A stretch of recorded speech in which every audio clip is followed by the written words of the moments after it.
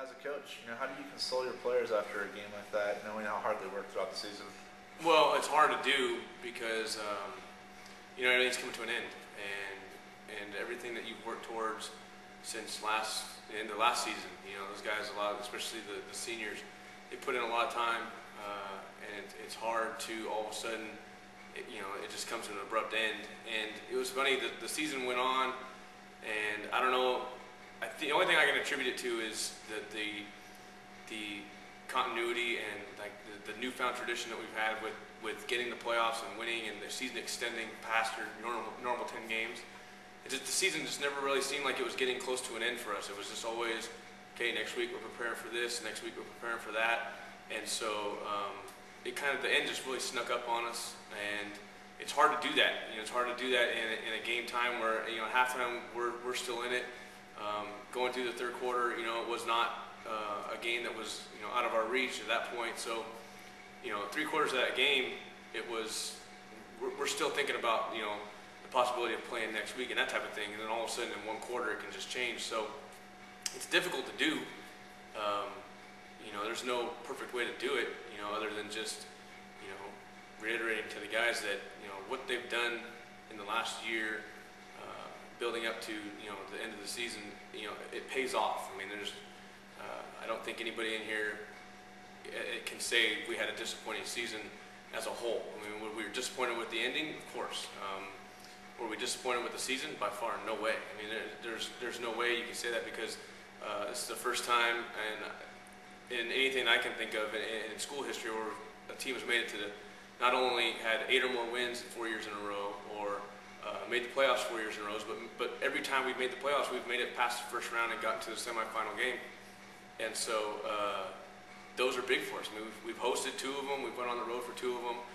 Last year we were lucky enough to get into the championship game. This year we fell short.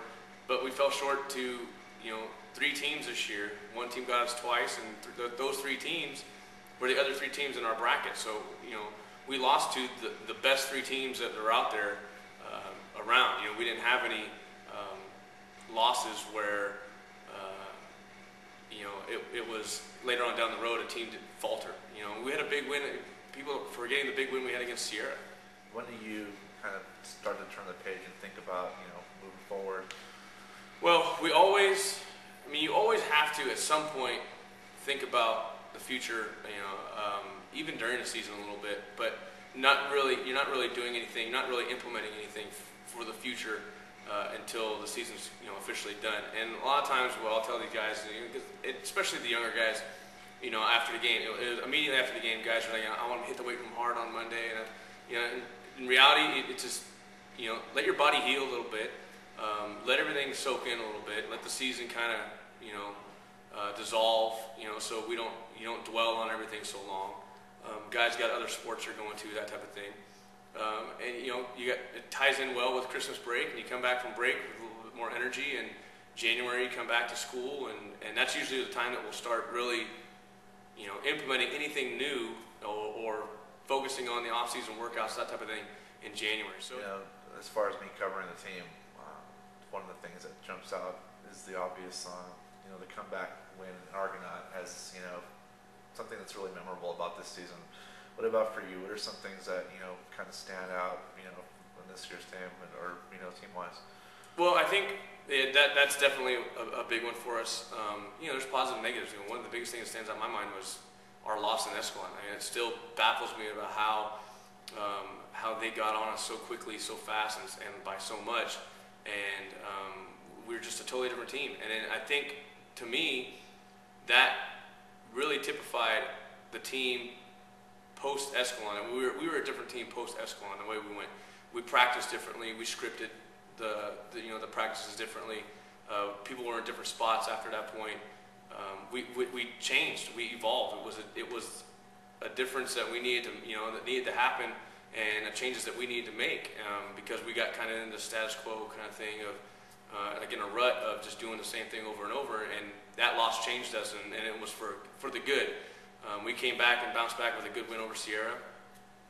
Went through the MMC schools, got into league, and got qualified for playoffs, and then we ran the gauntlet, and we just got wore down. I mean, we had a a battle with Central that you know, really in that the way we went about that Central game was typified, you know, the next week and the week after, and the way we're never going to stop fighting. We're never going to end the game on a down. We're never going to start just, you know, we're down. We're not going to run out the clock by running run plays. You know, we're gonna keep fighting, and that so the loss at Escalon and then running the gauntlet with the last 4 games that we had, to me just signified what type of team we were, how we evolved from that loss in week 2 to what we were in, you know, at the end of the season in Hillmar. What do you see for the future of your football team? You know, you don't necessarily have to go into specific players, but you know, just as far as the talent. Well, the guys that we have coming up, we have a pretty talented group coming up from the JV level. The sophomores that are going to be juniors, and so we're going to rely on them in some key spots. We're going to be young at the offensive line, but we also have that leadership. And we had a sophomore center, we had a sophomore left tackle, and a junior right tackle. So those 3 spots are coming back, and then even like, you know, Hola was bouncing around. He played center for us the last 2 games. You know, I played guard, started at guard a couple times.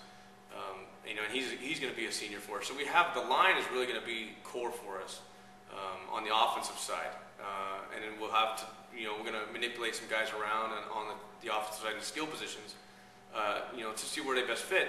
But you know, and then on the defensive side, the line is what's going away for us a little bit. You know, we had some senior leadership in the line position this past season, so you know, we're going to ask a lot of those guys down in the trenches, those guys, you know, and I'm going to ask a lot of them in the off season when I see them, because I have them in the weight training classes and that type of thing. Is, you know, we can get those guys going as quickly as possible and get those guys, you know, being the strength of our team. That's going to help us a lot. I mean, it revolves around your offensive line. I said that a couple years ago. We made the shift. It was in 2005 when we really started turning things around from 3-7 to 8-4, and the line was a big part of that. And I think anytime you're gonna have a transition, we're gonna have a transition. I mean, we've had, you know, like Daniel's been our quarterback, our varsity quarterback for 3 years. So there's a major transition there just in having a new quarterback. But you know, the line is what's gonna set you apart and make that transition a little bit easier. You know, obviously this is the community that loves their football team. Crowded bleachers in Jackson, crowded bleachers in Hillmar. You know, talk about how awesome it is to have, you know, that fan base willing to travel anywhere and willing to root for your team, you know, as hard as they do week in and week out. Right. This is by far, I think, one of the best crowds, you know, best fan bases, best, you know, community support that around. I mean, we go anywhere we go. There's a sea of red. There's people that have no connection whatsoever to, you know, they don't have kids. You know, there's people that have been out of school, you know, I went to school with, or, you know, or older than that are just fans of Patterson football. They'll make the trek wherever they got to go, and, you know, they're bringing all their blankets when it starts getting cold. You know, they got, you know, the kids running around, and whatever it may be. It's the community support is absolutely amazing, and it's a huge advantage for us when we go to an away game. We have great games, you know, with Escalon, and they do the same. They bring a great crowd. We bring a great crowd. So anytime we travel, it's like having a home game for the most part. So we love it. The kids love it. You know, the kids like looking up there. When we go out there and enter the field, you know, we've got people standing on the ramps. You know, you got the walkway. You know, the snack bar area is just completely packed and mobbed, and we like that. You know, it's that's a little extra. You know, it's like that 12th man type idea, and we have that here. We have that at Patterson, and it took a while to get it going, but now we've got that, like what I call that newfound tradition. I mean, it's stuff that we are now creating in the last 6 years. We've created in the last 6 years that expectation level, and the continuity, and just that tradition of we're going to go out there, we're going to make playoffs every year, we're going to make some noise in the playoffs, and if we put things together the right way, you can get a couple championships down the road. So it's awesome to have that community support, because that's what's got us here. It hasn't been, you know, a player here and a player there.